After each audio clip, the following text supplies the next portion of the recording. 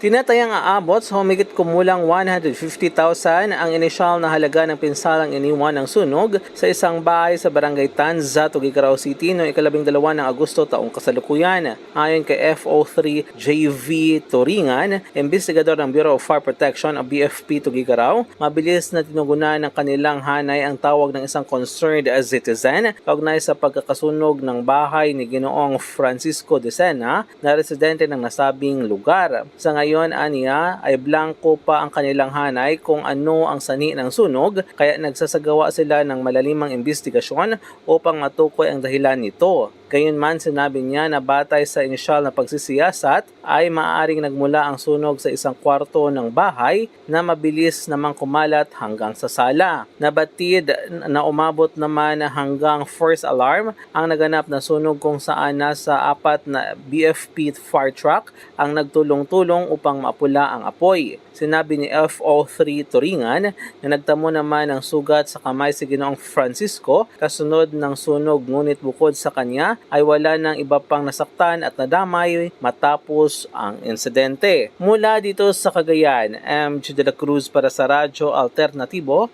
Balita Nationwide.